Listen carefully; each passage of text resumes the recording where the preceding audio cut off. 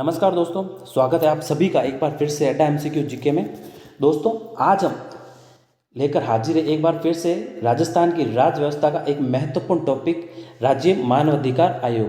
दोस्तों, इससे पहले मैं राजस्थान की राज्य व्यवस्था के महत्वपूर्ण टॉपिक लगभग दोस्तों पूरे टॉपिकों के वीडियो में प्लेलिस्ट में इस चैनल पर डाल चुका हूँ। आप जाकर प्लेलिस्ट में देख सकते हैं।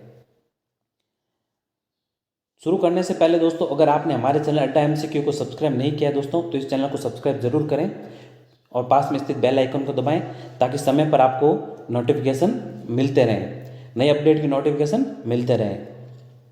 दोस्तों, ये वीडियो आपको पसंद आता है तो इस वीडियो को लाइक करें, अपने दोस्तों के साथ शेयर करें। तो दोस्तों, बिना देरी के शुरू करते हैं आज के पहले पर्सन के साथ।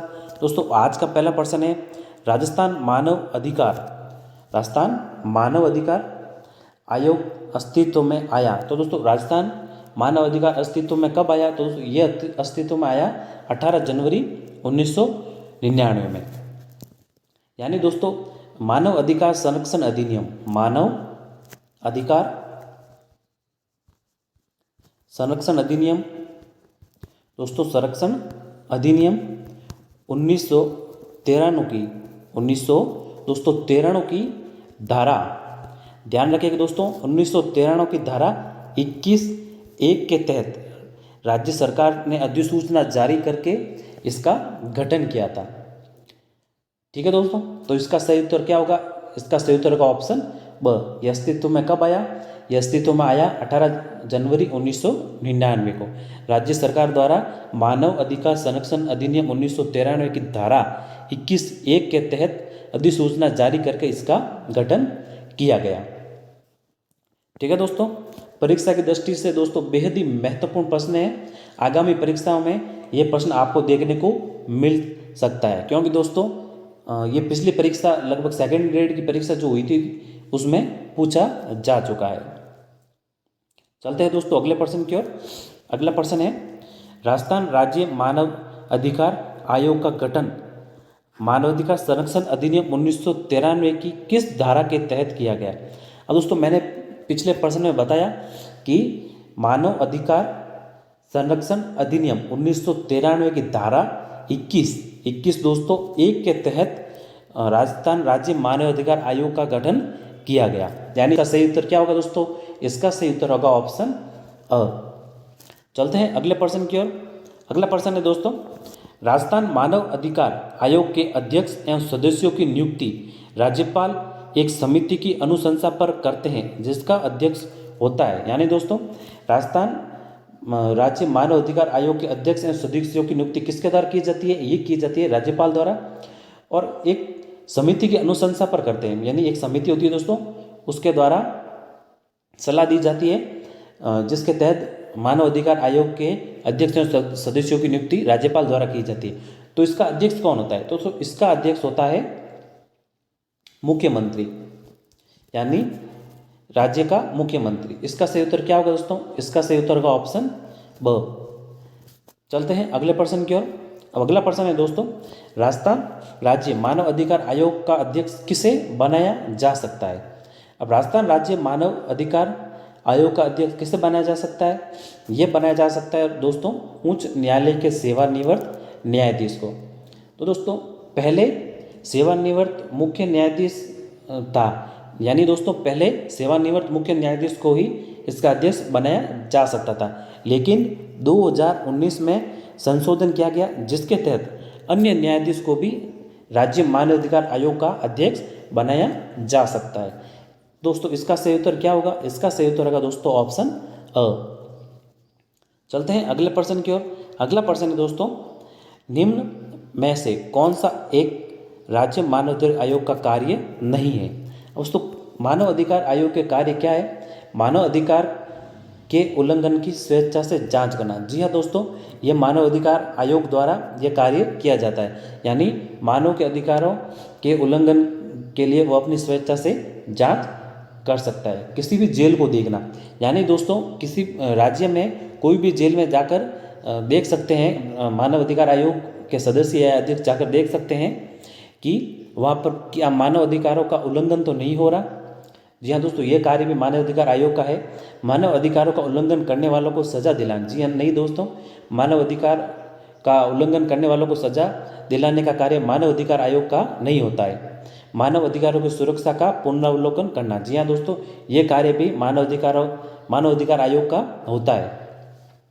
तो दोस्तों, मानव अधिकार आयोग का कौन सा कार्य नहीं है?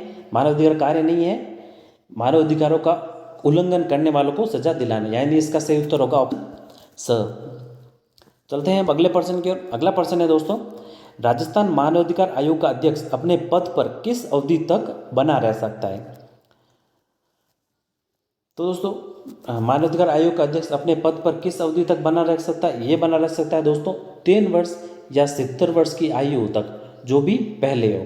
अब दोस्तों, पहले ये आयु थी, ये कार्यकाल था दोस्तों 5 वर्ष या 70 वर्ष की आयु होने तक, जो भी पहले हो। अब दोस्तों, इनके कार्यकाल को, इन राजस्थान मानव अधिकार अध्यक्ष के कार्यकाल को घटा दिया गया है, यानी अब 3 वर्ष या 70 वर्ष की आयु तक, जो भी पहले हो, उस अवधि तक राजस्थान मानव अधिकार आयोग अध्यक्ष अपने पद पर बना रहता है, यानी इसका सही उत्तर होगा दोस्तों ऑप्शन द। चलते हैं अगले प्रश्न की ओर। अगला प्रश्न है दोस्तों, अंतर्राष्ट्रीय मानव अधिकार दिवस कब मनाया जाता है? दोस्तों, अंतर्राष्ट्रीय मानव अधिकार दिवस कब मनाया जाता है? ये मनाया जाता है 10 सितंबर को।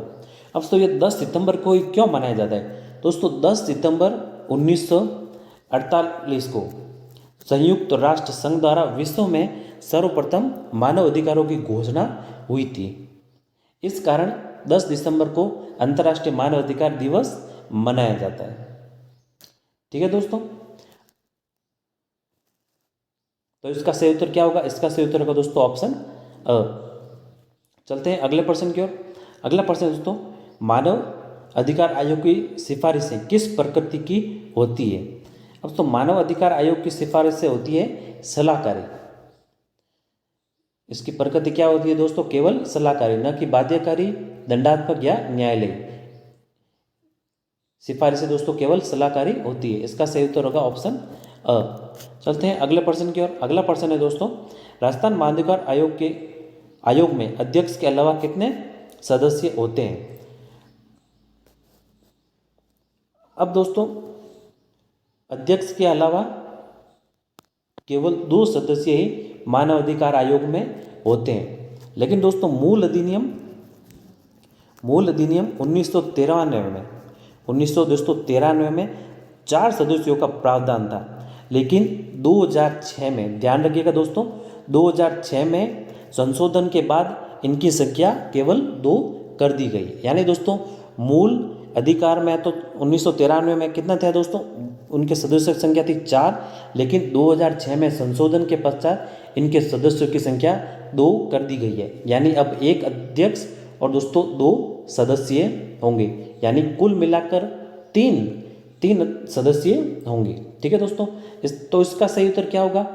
इसमें पूछा था तो अध्यक्ष के अलावा, तो अध्यक्ष के अलावा कितने होते हैं सदस्य दोस्तों? 2 होते हैं। इसका सही उत्तर होगा ऑप्शन अ। चलते हैं अब अगले प्रश्न की ओर। अगला प्रश्न दोस्तों, राजस्थान मानव अधिकार आयोग के प्रथम अध्यक्ष किन्हें बनाया गया था? तो दोस्तों, राजस्थान मानव अधिकार आयोग के प्रथम अध्यक्ष बनाया गया था श्रीमती कांता भटनागर को। इसका सही उत्तर होगा ऑप्शन अ। चलते हैं अगले प्रश्न की ओर। अगला प्रश्न है दोस्तों, राजस्थान मानव अधिकार आयोग के वर्तमान अध्यक्ष कौन है? अब तो राजस्थान मानव अधिकार आयोग के वर्तमान अध्यक्ष कौन है? ये है दोस्तों श्री गोपाल कृष्ण व्यास। इनकी नियुक्ति दोस्तों हाल ही में तो क्या दोस्तों, पिछले साल हुई थी 22 जनवरी 2021 को इनको नियुक्त किया गया था। यानी इसका सही उत्तर क्या होगा? इसका सही उत्तर होगा ऑप्शन अ। वर्तमान अध्यक्ष कौन है? वर्तमान अध्यक्ष है श्री गोपाल कृष्ण व्यास। ठीक है दोस्तों, चलते हैं अगले प्रश्न की ओर। अगला प्रश्न दोस्तों, राजस्थान राज्य मानव अधिकार आयोग का विन्यास है। दोस्तों, राजस्थान राज्य मानव अधिकार आयोग का विन्यास क्या है? यानी इसमें कितने सदस्य होते हैं? अध्यक्ष के अलावा कितने सदस्य होते हैं? क्या 1 अध्यक्ष और 3 सदस्य?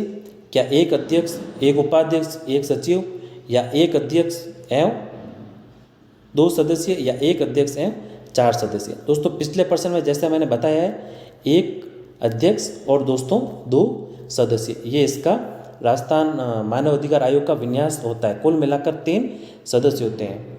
पिछले प्रश्न में दोस्तों मैंने बताया था कि पहले मूल मतलब अधिनियम था 1993, उसमें 4 सदस्यों का प्रावधान था, लेकिन 2006 में संशोधन कर दिया गया।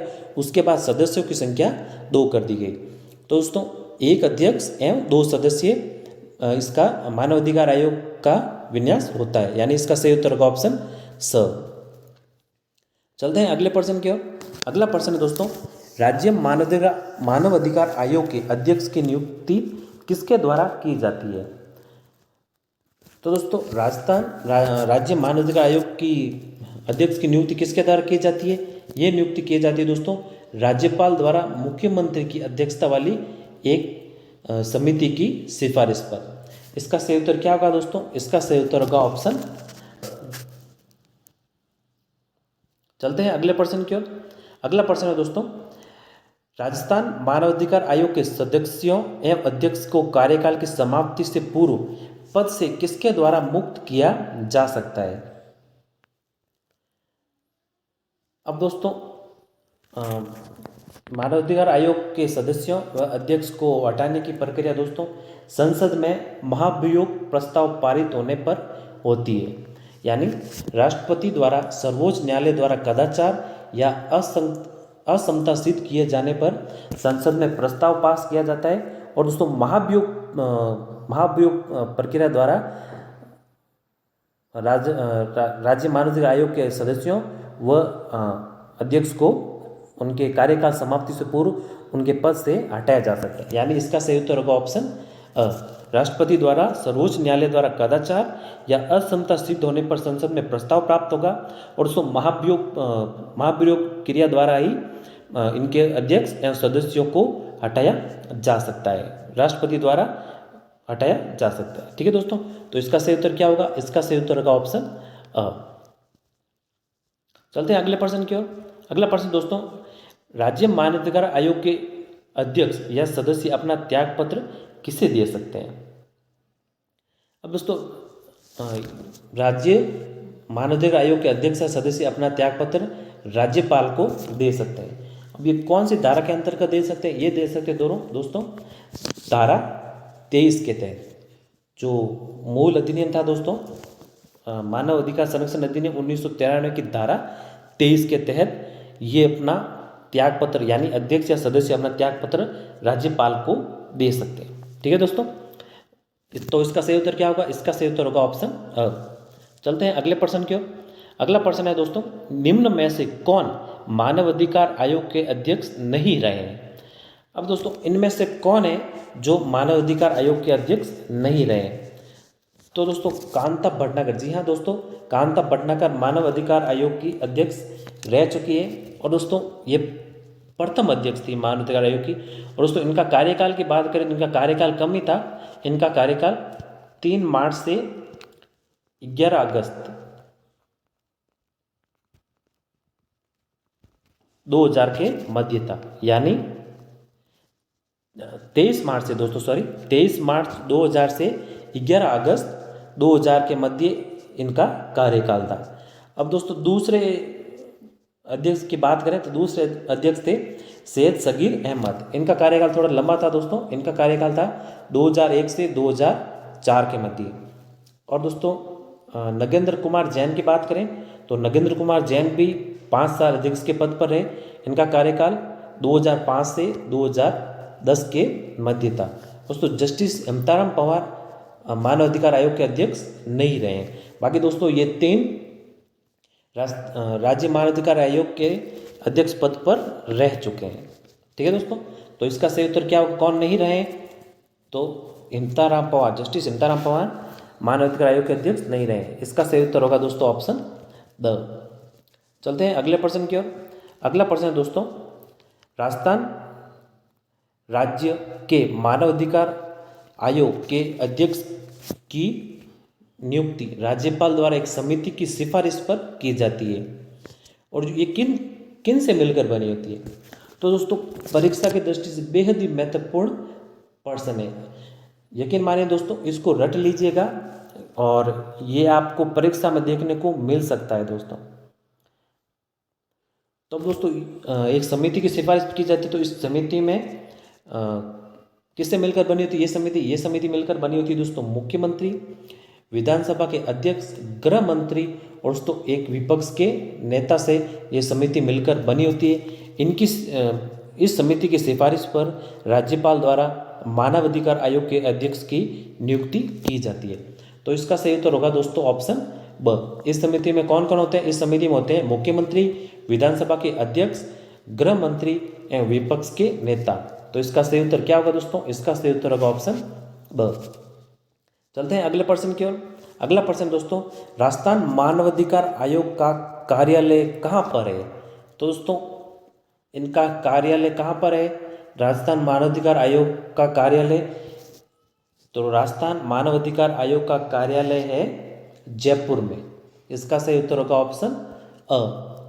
चलते हैं अगले प्रश्न की ओर। अगला प्रश्न है, राज्य मानवाधिकार आयोग कितने वर्ष की अवधि के भीतर के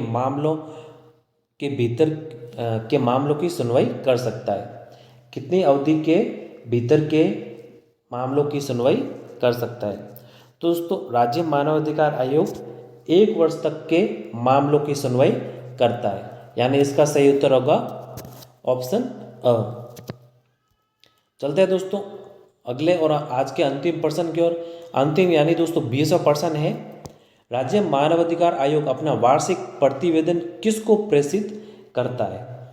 दोस्तों राज्य मानवाधिकार आयोग अपना वार्षिक प्रतिवेदन किसको प्रेषित करता है? ये प्रेषित करता है दोस्तों राज्य सरकार को, यानी इसका सही उत्तर होगा ऑप्शन अ। तो धन्यवाद दोस्तों, ये कुल मिलाकर राज्य मानवाधिकार आयोग के 20 प्रश्न थे। और दोस्तों यकीन मानिए इन 20 प्रश्नों में पूरे टॉपिक को कवर कर लिया गया है और आपको परीक्षा में इन्हीं प्रश्नों में से 1 या 2 प्रश्न देखने को मिल सकते हैं। तो अगर ये वीडियो आपको पसंद आया है तो इस वीडियो को लाइक करें, अपने दोस्तों के साथ और ग्रुप्स में, फेसबुक में, जहाँ कहीं भी दोस्तों हो वहाँ पर शेयर करें। मिलते हैं दोस्तों नए वीडियो में कुछ ऐसे ही नए महत्वपूर्ण प्रश्नों के साथ। तब तक के लिए जय हिंद, वंदे मातरम।